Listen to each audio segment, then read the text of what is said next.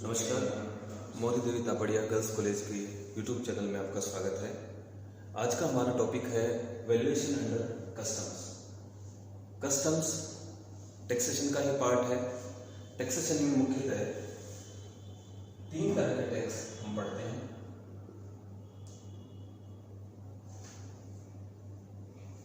पहला है income tax, दूसरा जीएसटी और तीसरा है customs duty. Income tax direct tax है, जीएसटी और कस्टम ड्यूटी इनडायरेक्ट टैक्स होते हैं। कस्टम ड्यूटी में टैक्स नाम कहीं पे नहीं आ रहा। टैक्सेशन इनकम टैक्स में टैक्स है, जीएसटी में गुड्स एंड सर्विस टैक्स है, लेकिन कस्टम ड्यूटी में टैक्स नहीं आ रहा। इसके पीछे कारण ये है कि कस्टम का मतलब होता है रिवाज, रीति रिवाज, कस्टम्स। पुराने जमाने में क्या होता था कि अगर कोई व्यापारी एक राज्य से दूसरे राज्य में आकर और अपना माल बेचना चाहता था तो वो राजा को कुछ भेंट प्रदान करता था, ऐसा रिवाज था। तो यही रिवाज आगे बढ़ता हुआ ऐसा हुआ कि अगर किसी दूसरे देश का माल कोई व्यापारी अगर भारत में बेचना चाहता है तो वो पहले गवर्नमेंट को टैक्स चुकाएगा और फिर वो उस माल को इंडिया में बेच सकेगा। तो ये नाम पुराने जमाने से चलता आ रहा है और इस टैक्स को कस्टम ड्यूटी ही कहा जाता है। ये आयात और निर्यात पे लगने वाला कर है। कस्टम ड्यूटी इंपोर्ट और एक्सपोर्ट पर लगने वाला कर है। इंपोर्ट का मतलब अगर किसी दूसरे देश से भारत में कोई माल मंगवाया जाता है, आयात किया जाता है, उसको इंपोर्ट कहते हैं, और भारत से अगर विदेशों में माल बेचा जाता है उसको एक्सपोर्ट कहते हैं। एक्सपोर्ट पे कस्टम ड्यूटी ना के बराबर है। बहुत कम आइटम्स है जिन पे कस्टम ड्यूटी लगती है, और इंपोर्ट पे मोस्टली सभी आइटम्स पे टैक्स लगाया जाता है। और जो इंपोर्ट और एक्सपोर्ट पे जो कर लगाया जाता है उसको कस्टम ड्यूटी कहा जाता है।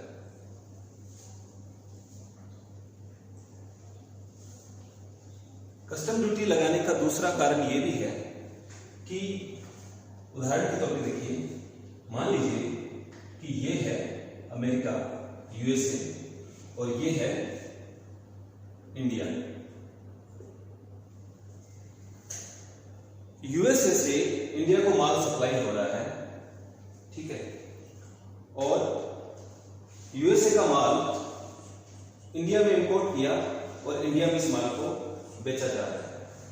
अगर गवर्नमेंट यहां पे कस्टम ड्यूटी नहीं लगाती है तो यूएसए के पास अच्छी तकनीक है, अच्छी किस्म की वस्तुएं बनाई जाती हैं, और अच्छी तकनीक होने के कारण बाहर की वस्तुएं सस्ती भी होती हैं। अगर ये सस्ती वस्तुएं इंडिया में इंपोर्ट कर ली जाए और इंडिया में बेची जाने लगे तो घरेलू उत्पादकों को ये बर्बाद कर सकती है। जैसे चाइना का माल इंडिया में आ रहा है, और अगर बिना रोक टोक अगर चाइना का माल आता रहे तो घरेलू उद्योगों को वो बर्बाद कर सकता है। इसीलिए गवर्नमेंट क्या करती है कि जैसे ही माल यहाँ पे पोर्ट पे पहुंचता है, इंडियन बॉर्डर पे पहुंचता है, यहाँ पे गवर्नमेंट टैक्स वसूल करती है, और इस टैक्स को हम कस्टम ड्यूटी कहते हैं। इससे क्या होता है कि मान लीजिए कि 100 रुपए का माल अगर यूएसए से आता है, गवर्नमेंट इस पे कुछ टैक्स लगा के, जैसे मान लीजिए 30 रुपए का टैक्स लग गया, बेसिक कस्टम ड्यूटी हुई, आईजीएसटी हुआ, ऐसे करके ये 28-30% के आसपास पहुंच जाता है। तो 30 रुपए का टैक्स हुआ, तो अब इस माल की कीमत हो गई 130 रुपए। अगर ये 100 रुपए का माल इंडिया में आता तो काफी सस्ता होता, लेकिन कुछ टैक्स लगा के इसका मूल्य बढ़ा दिया गया। अब ये मूल्य जो है 130 रुपए वो प्रतिस्पर्धी मूल्य हो गया, और इस मूल्य से जो घरेलू उत्पादक है वो प्रतिस्पर्धा कर सकते हैं। इसका मुख्य कारण यही है कि जो सस्ती वस्तुएं विदेशों से आ रही है उनको प्रतिस्पर्धी बनाना। अब इसमें एक चीज ये हो सकती है कि गवर्नमेंट के टैक्स लगाने के बावजूद भी अगर भारत का आयातक यूएसए के निर्यातक से अगर साठ गांठ कर ले और उस उत्पाद की या वस्तु का मूल्य अगर कम दिखाए तो गवर्नमेंट को कम कर देना पड़ेगा और वस्तु फिर भी इंडिया में सस्ती बिकेगी और घरेलू उद्योगों को बर्बाद कर सकती है। उदाहरण के तौर पर मान लीजिए यहां हमने बात की कि यूएसए से 100 रुपए का माल इंपोर्ट किया गया। अगर इंडिया का जो आयातक है यूएसए के किसी आयातक से माल खरीदता है और दोनों की आपस में सांठ-गांठ हो जाती है और ये इनवॉइस वैल्यू यानी जो बिल आ रहा है वहां से अगर उस पर ये 50 रुपए मूल्य दिखाए, 100 रुपए की जगह अगर 50 रुपए ही दिखाए, एक्चुअल में तो ये जो इंडिया का इंपोर्टर है ये ए और ये बी मान लेते हैं। इंडिया का इंपोर्टर ए वास्तव में तो पेमेंट करेगा 100 रुपए का, लेकिन जो इनवॉइस बन के आएगा वो आएगा 50 रुपए का। 50 रुपए का इनवॉइस बन के अगर आया तो गवर्नमेंट 50 रुपए पर टैक्स लगाएगी और 50 रुपए पर टैक्स लगा 15 रुपए। अब क्या हुआ कि इंडिया का जो इंपोर्टर है उसकी लागत कितनी पड़ी, 100 रुपए इसने चुकाए बी को, एक्चुअल में तो 100 रुपए बी को चुकाए और गवर्नमेंट को टैक्स दिया 15 रुपए। तो जहां पे ये वस्तु की लागत 100 रुपए पे 30 रुपए टैक्स लग के 130 रुपए की लागत होनी चाहिए थी, वहां इस वस्तु की लागत कितनी हुई, 100 रुपए ए ने चुकाए बी को और गवर्नमेंट को दिए 15 रुपए, क्योंकि इनवॉइस वैल्यू कम दिखाई गई सांठ-गांठ की वजह से, तो टैक्स चुकाया 15 रुपए। तो अब इस वस्तु की लागत कितनी हुई, 115 रुपए। अब अगर ये इंडिया के मार्केट में 115 रुपए की वस्तु आती है तो काफी सस्ती होगी 130 रुपए के बजाय। तो इस सब चीजों से बचने के लिए, इन सब चीजों को अवॉइड करने के लिए गवर्नमेंट ने कस्टम के अंदर खुद इस माल की लागत की वैल्यूएशन करने के लिए, इस माल का मूल्यांकन करने के लिए इन्होंने रूल बनाए हैं और वो वैल्यूएशन अंडर कस्टम्स के अंदर हम पढ़ेंगे कि कैसे वैल्यूएशन किया जाता है।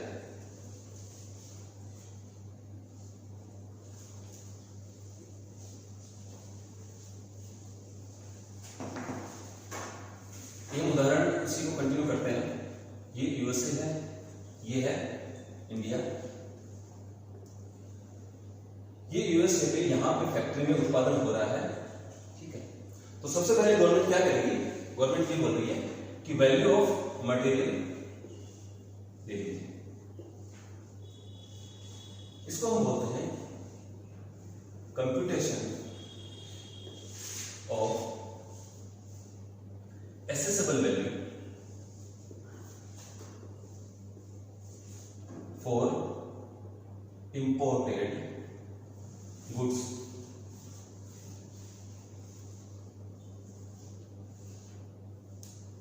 जो आयात की गई वस्तुएं हैं उनका मूल्य निर्धारण करना।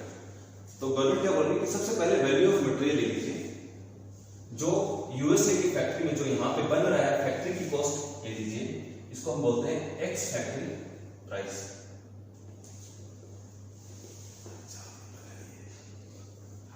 उसके बाद फैक्ट्री से माल चलकर यूएसए के पोर्ट तक पहुंचा, तो इस माल को फैक्ट्री से यूएसए के पोर्ट तक लाने के जो खर्चे होते हैं, जो ट्रांसपोर्टेशन चार्जेस हुआ, इंश्योरेंस हुआ, वो भी उसमें ऐड कर देते हैं।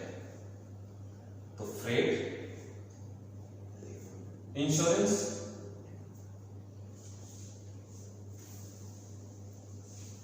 फ्रॉम फैक्ट्री टू पोर्ट, या इसको शिपिंग पोर्ट लिख देते हैं, factory to shipping port.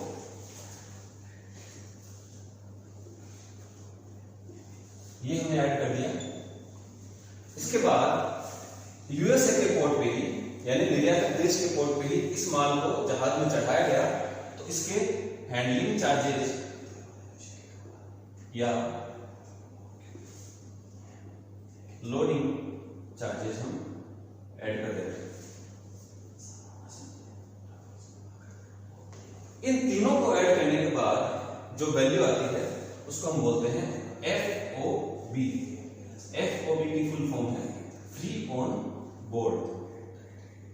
Free on board का मतलब हुआ कि यहां तक बोर्ड करने तक, मतलब शिपिंग कंट्री में निर्यातक देश के पोर्ट पर माल चढ़ाने तक के जो टोटल खर्चे हैं, जो वैल्यू है, वो FOB वैल्यू कहलाती है। अब अगर कुछ खर्चे जो कि लागत कम दिखाने के लिए अगर कुछ खर्चे जोड़े नहीं गए हैं इसमें, तो कुछ कुछ खर्चे और जोड़ने पड़ेंगे।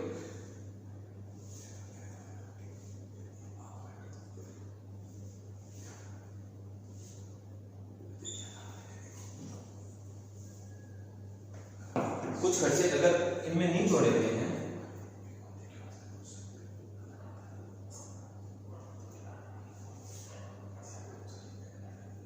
वो कौन कौन से खर्चे हो सकते हैं?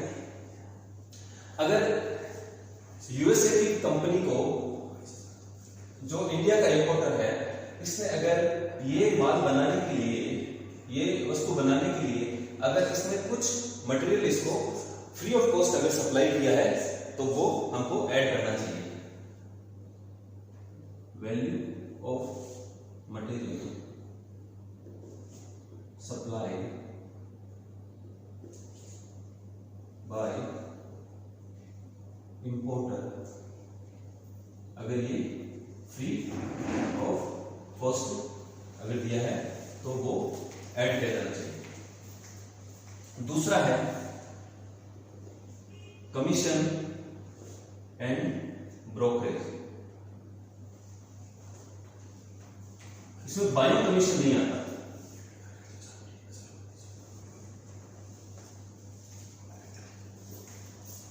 कमीशन एंड ब्रोकरेज इसमें ऐड किया जाना चाहिए, लेकिन इसमें बाइंग कमीशन नहीं आता। अगर इंपोर्टर ने यूएस एक्सपोर्टर से माल खरीदने के लिए अगर कोई कमीशन चुकाया है तो वो कमीशन हम ऐड नहीं करेंगे, क्योंकि वो तो एक का खर्चा है। लेकिन अगर यूएसए की कंपनी ने माल बेचने से संबंधित अगर कोई कमीशन या ब्रोकरेज दिया है तो वो हमको माल की लागत में जोड़ देना चाहिए। तीसरा है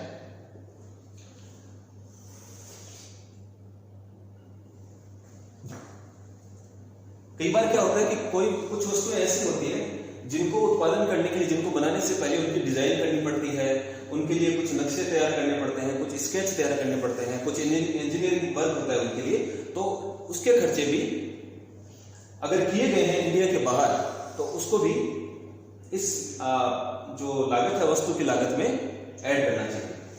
तो कॉस्ट ऑफ इंजीनियरिंग,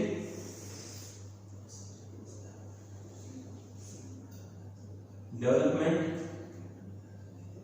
स्केचेस और, लेकिन ये खर्चे इंडिया के बाहर के होने चाहिए, आउटसाइड इंडिया। ये चीजें हमको ध्यान रखनी है जब हम ये खर्चे ऐड करें।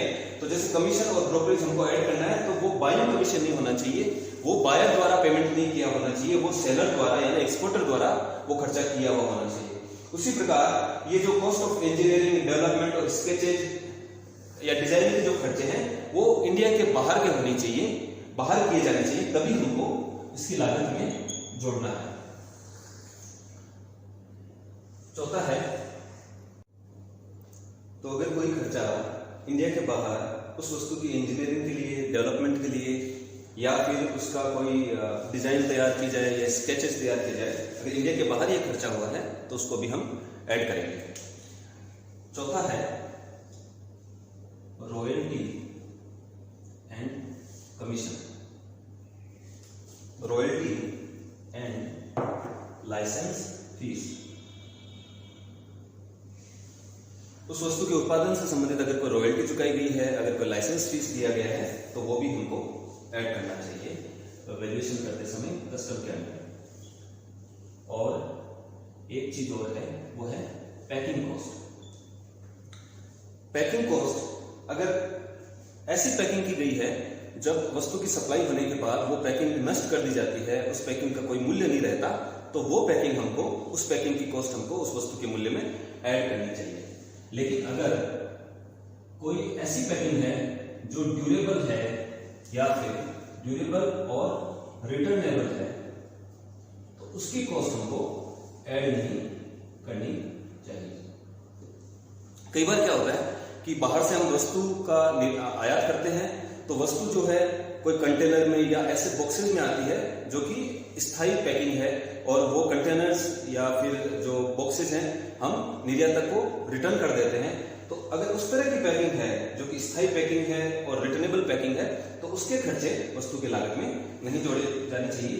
जो अस्थायी पैकिंग है केवल उसके ही खर्चे वस्तु की लागत में जोड़े जाने चाहिए। तो पहले हमने वैल्यू ऑफ मटेरियल ले लिया। दिया एक्स फैक्ट्री प्राइस, फिर दिया था कि फैक्ट्री से पोर्ट तक आने के फ्रेट चार्जेस और इंश्योरेंस हमने ऐड कर दिए, फिर पोर्ट पे हैंडलिंग चार्जेस, लोडिंग चार्जेस हमने ऐड कर दिए। ये ऐड करने के बाद एफओबी वैल्यू आ गई। लेकिन कस्टम में ये बोला गया है कि कुछ खर्चे अगर इन खर्चों में नहीं, अगर इस लागत में नहीं जोड़े गए हैं तो वो हमको और ऐड करने चाहिए, जैसे कि value of material supply bye importer free of cost. अगर फ्री ऑफ कॉस्ट अगर इंपोर्टर ने कोई माल निर्यातक को सप्लाई किया है, कमीशन एंड ब्रोकरेज, लेकिन उसमें हम बाइंग कमीशन नहीं जोड़ेंगे। Cost of engineering development sketches, अगर ये इंडिया के बाहर के खर्चे हैं, रॉयल्टी और लाइसेंस फीस और पैकिंग कॉस्ट जो कि अस्थायी पैकिंग है, इन सारे खर्चों का टोटल करने के बाद जो वैल्यू आती है वो एफओबी वैल्यू होती है, और वो वैल्यू एज पर कस्टम्स होती है। इनको ऐड करने के बाद जो वैल्यू आई वो वैल्यू है हमारी FOB value as per customs, जो कस्टम के नियमों के अनुसार है।